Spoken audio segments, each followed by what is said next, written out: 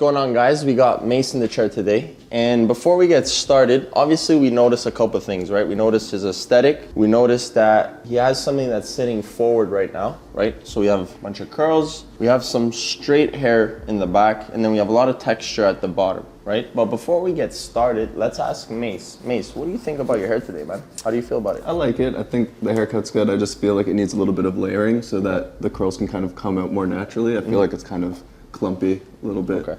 What do you like about it right now? I like the shape of it. Like, I like that it's kind of, you know, dirty, sort of like a wolf cut in a way. I like the mullet on the back. I think it's a little more edgy of a look, but I think that it just needs to be cleaned up so the silhouette of it sits a little nicer. Do you mind if I have a look? Yes, please. So he said he likes this kind of style of it being a wolf cut, which I agree. I don't think this necessarily needs a lot of different lengths to be altered. I think realistically it just needs a bit of cleaning up, right? So if we notice, what are the issues with the hair currently? So the issues I'm noticing, it's quite flat in here. And the reason why is because we have a lot of weight, and we have a lot of weight right where the occipital is. So what I'm noticing, right, is that all this has to be, we have to reduce the weight in these areas. And the reason why is because we're gonna have a lot more movement, which is gonna allow the external length to look a lot better. Okay, we're gonna have a lot more of a focus to the external length, given the fact that we're reducing weight where the occipital is. Now, another thing I'm noticing is if we look into the fringe, right, we notice that we could see where his forehead's at based off of where the fringe is. And the reason why is because it's been layered in a way where it's making it look quite weak. So another focal point will be creating an external line. This way it's gonna look a lot stronger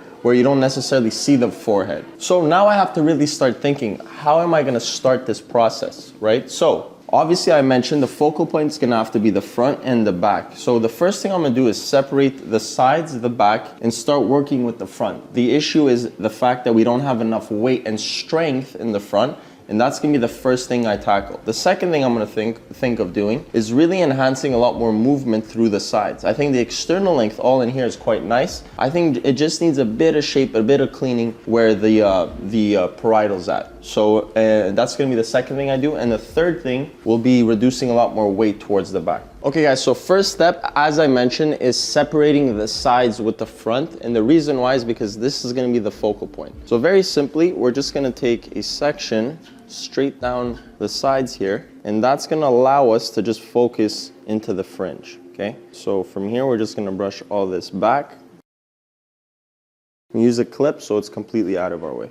Okay, first step, we'll be taking a section on a diagonal. Now, the reason why we're gonna take it on a diagonal is because typically with every single person, we have a lot more weakness through the corners of the fringe and a lot more strength down the middle. So the reason why we take it into a diagonal is because if you notice, we're taking a lot more hair where the weakness of the fringe is versus a lot less where the front is, meaning that we're gonna add a lot more weight through the corners, which is gonna create something that's more balanced. Okay, so very simply, we're gonna end up with something like this, and then everything else gets sectioned off. Okay, so now it's a matter of what is the finish of this haircut, meaning like what tool are we gonna use to enhance the last part of the hair. So in this case, if I use a scissor, which is gonna be a blunt cutting line, it's gonna create something that doesn't necessarily have texture, right? In this haircut, we want a finish that has something that sits more naturally, hence why we're gonna use a feather. Okay, so as you guys notice, I've taken a diagonal section now for the fringe. The reason why is because typically on the fringe, the weaker side of the fringe is the corner in here, right? So what's just happened here is we've taken a lot more hair through the corners, which is gonna have a lot more strength when it comes to putting in that line technique. So what's gonna happen is in here we have less hair, and it's gonna create more balance given the fact that it's weak on the corners. So at this point, guys, it's a matter of figuring out how the curls sit, okay? We don't want to necessarily force anything when it comes to this line technique, so we're not going to use a lot of tension, and we're actually going to just naturally see how it bounces and make a decision on where we want that line technique to sit. So notice how the fringe is bouncing. That's a good indication of where we want this to sit. So very simply, we're going to lift it a little bit, place our finger, and then make our incision.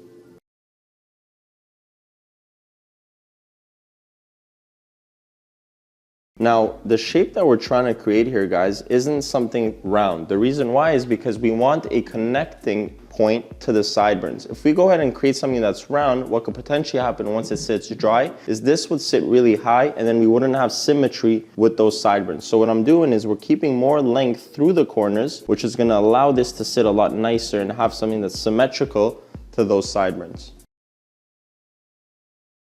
Okay, that's step one. We're gonna repeat that process until there's nothing left to cut. So section 2 comes into section 1, same exact process. See the guideline?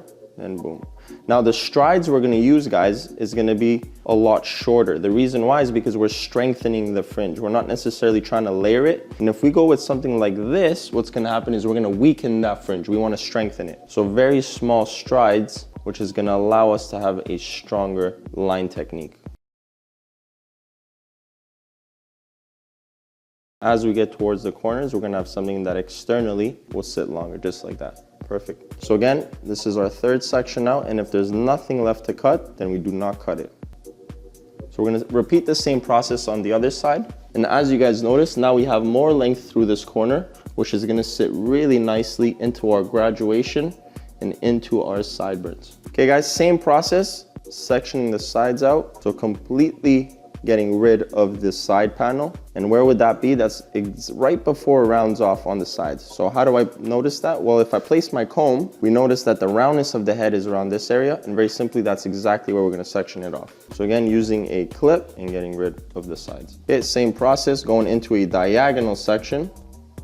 Now again, I'm gonna repeat myself. The reason for that is because we wanna strengthen the corners, and the best way to do it is by taking a longer or a bigger piece through the corners so it has more balance from the front.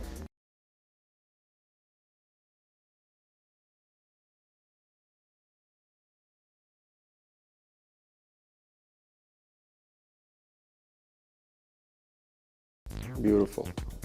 So again, the external length, right, which is this, is going to be slightly triangular. So the purpose of that is because we want a connecting line to the sideburns. If I go ahead and cut something that's round, what's going to happen is we're going to have a big difference of length from the sides to the front. And that is why I'm keeping it slightly triangular. And the truth is, if I still feel like it's a lot longer through the corners, that's a good indication of why I could go back and refine. Now the difference is if I go round, then it's pretty much game over, and I would have to take everything else a lot shorter. Okay, so this is why, again, the external length is triangular. So that's section 1, guys. We're gonna repeat that same process. Section 2 now comes into 1. Again, we're not lifting the hair. Why? Because we're creating a line technique, which is gonna add the most amount of weight to this haircut.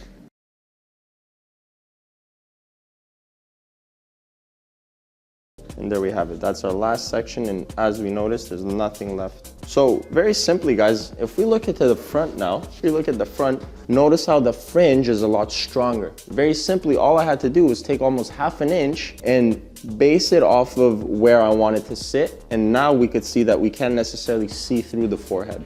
So that is the goal. That was the goal initially, and the reason why is because we felt like the fringe was quite weak, and now all we did was strengthen it. Okay, so the next step we're gonna do is we're gonna focus on the second biggest problem of this haircut, which is the back, okay? The issue with the back is that there's a lot of weight and no shape, and this is where we're gonna enhance some movement internally, but again, we wanna keep as much external length as possible, and we wanna maintain a nice, strong shape through the crown. So very simply, what we're gonna do is we're gonna separate the side panels. So coming back from here, again, naturally, we could see that the growth pattern of where the crown is telling me that it wants to section off right behind the ear, which is the mastoid, and boom. Everything now from the front, you get rid of. Come back from the other side.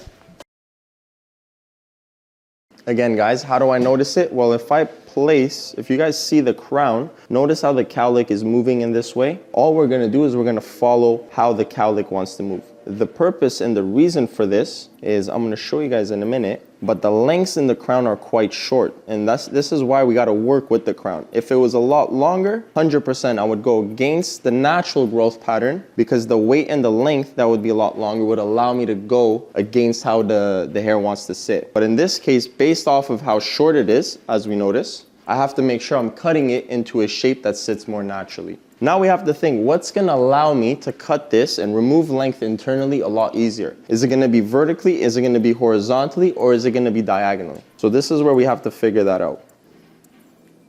So the best way to cut this, guys, is cutting it vertically. And the reason why I've decided to do that is because I've noticed that these lengths are short and I gotta get a reference of how short I need to take it at the bottom. The second thing I wanna do is not necessarily cut a layer where it's short and then it stops in the bottom where the nape is. I want some sort of connecting line to the bottom where the external is. And the best way to do that is to go concave. Okay, so what I'm gonna do is I'm gonna lift and cut this concave so we don't have a big massive difference in length from where the occipital is and where the nape is. So again, we're gonna go back vertically, completely down the middle. So we're gonna use clips as well to make this a lot easier for us. Okay, pinch, grab, check where that occipital is, and very simply, boom. Okay, so we're gonna make our connecting point. And then everything from where the crown is, we're gonna cut straight. So we're keeping all of that length through the crown, which is where the length was, that was quite short, but everything below, we're raising it to maintain as much weight as possible from the nape. So that would be section 1. Now the shape we're gonna try to create horizontally is also gonna be round, and the reason why is because we still want movement through the corners. So very simply going back down the middle, separating this right side, and then taking our next section. Okay guys, so straight back down the middle, separating this right side, and now we have a guideline that we're going to use for this left panel. Okay, using a clip, and then section 2 now, let's come into play, and everything on this right side we get rid of. Okay, so coming back here, pinch, grab, again we're trying to do something concave, perfect. We see our guide, make our incision, and then as we get towards the crown, we go with something slightly more square. Okay, the reason why is because we still want a strong shape through the crown, but as I mentioned, we want something that's slightly reduced towards the nape. There we go. So that's section 2. Again, we're gonna work in this process all the way towards this left side. So again, we're using another section, we're separating it down the middle, and we're gonna do this until we have nothing left to cut. The biggest difference now, guys, is gonna be my body position. So every time I'm cutting and taking a new section, all I have to be aware of is taking a step closer towards the side. What naturally happens usually is most people stay stationary, and what ends up happening is as you get towards the corner, you actually end up building weight. What we're trying to do is something slightly more round to enhance more movement. So going back up here, taking a step closer to this left side, picking it up this way, and then making our incision. And as we get towards the crown, boom, strong shape. And coming back from the below, and then just refining. Beautiful. Okay, we got about 2 more sections left.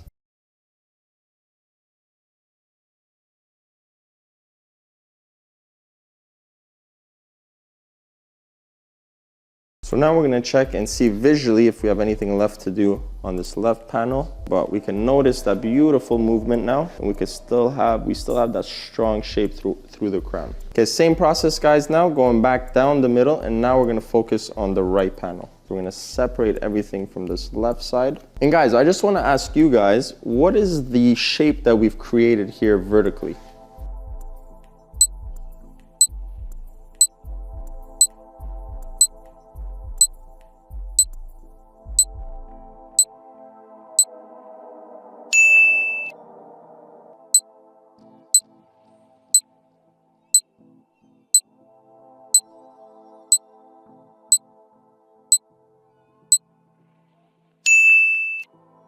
And what is the shape here we've created horizontally?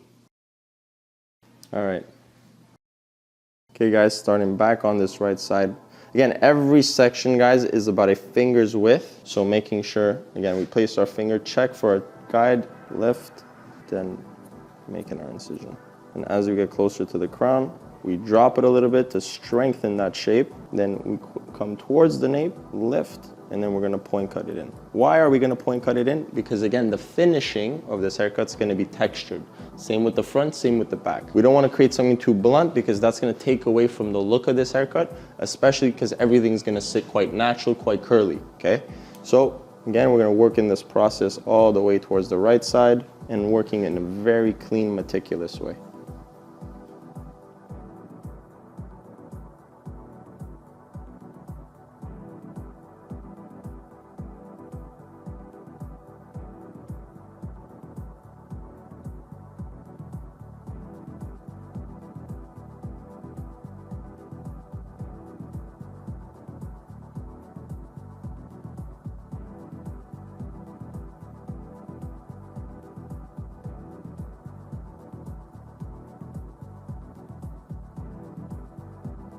So as I'm doing this right side, I'm aware of a few things. The first one being the tension at the nape versus the crown. We have a lot more elasticity at the nape, hence why the tension is a lot weaker towards the nape. The second thing I'm aware of is the fact that we are going round horizontally. I need to make sure that I'm looking at the roots, which is what's gonna allow me to go round.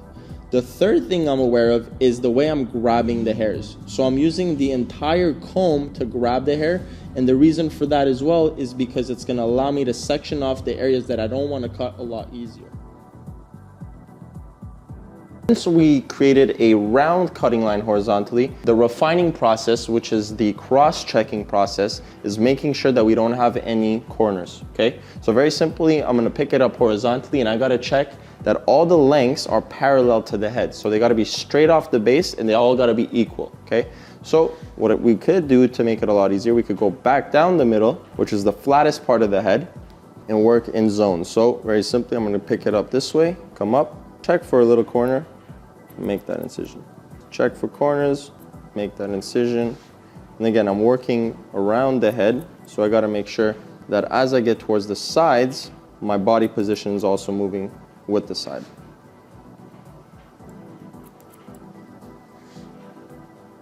Same with this right side.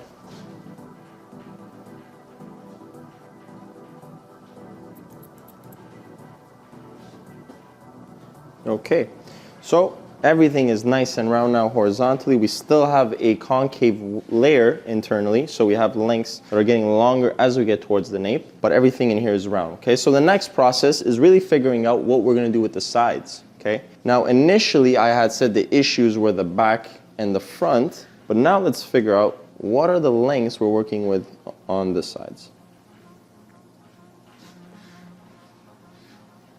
So a couple of things I'm noticing. I'm really liking this external length. Like I said, the sideburns are sitting quite nice. Everything around the ears is actually quite nice as well. I think the external length cannot be touched at all because if we take it any shorter, look at the difference in length that we're gonna have from the back to the front. So we're gonna keep everything externally, and what we're gonna do is we're just gonna refine our horizontal shape. So very simply, I'm gonna come down the middle. We're gonna focus on completely removing the fringe area, and the best way to do it is, again, flat surface of the head, back down the middle, place the comb into the front. We notice that the head starts getting flatter as we get closer to the apex, so that's going to be our reference point.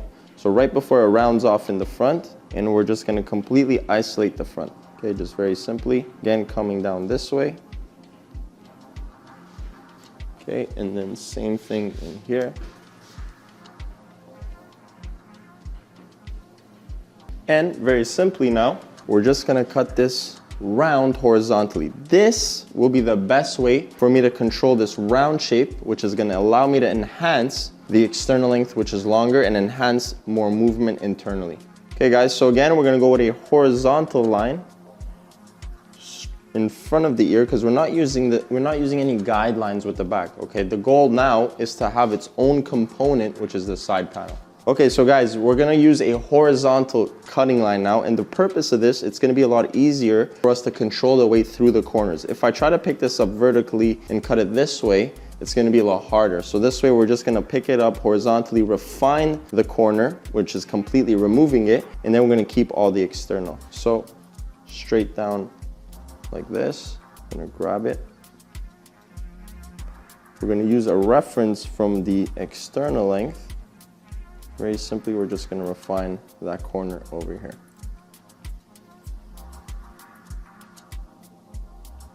So section 2 now meets in the middle with section 1, so we're going round as well. The whole purpose of this haircut is to go around for movement, and then here we have it.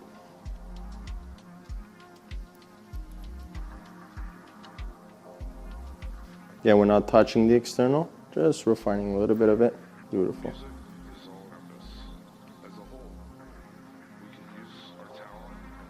And then we have about one more left. Guideline, make that incision. So as you guys notice, the best way to cut this is really figuring out where the head naturally rounds off. So very simply, place the comb, and as you guys notice, the head rounds off in here. That's exactly what we're trying to do. We're trying to cut that corner, which is going to allow this to sit with a lot more movement. Okay, beautiful. Okay, that's the right panel complete. Now let's move on towards this left panel, and then same process. We can now get a guideline from the middle point of the apex and then move all the way towards the external.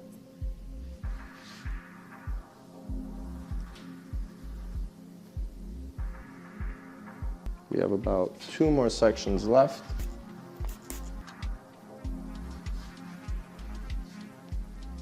In our last section, we're just gonna slightly over direct to retain a little bit more weight, which is gonna allow the hair to sit a lot stronger through the fringe. And there we have it, that's our last section.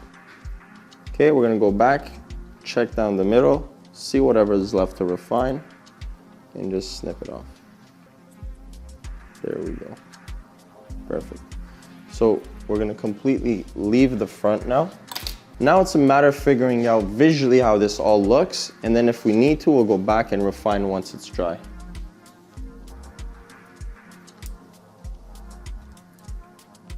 Beautiful.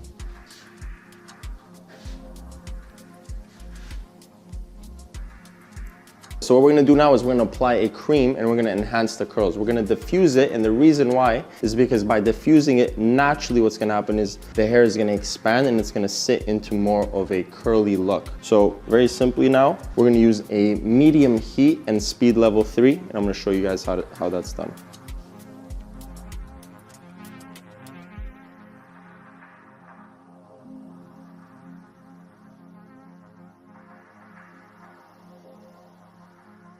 As you guys notice, I'm using styling clips before I start the blow drying process. Now the purpose of this is that it allows the tension to create this almost triangular silhouette, which looks really nice and cool when it comes to looking at the profile of the face.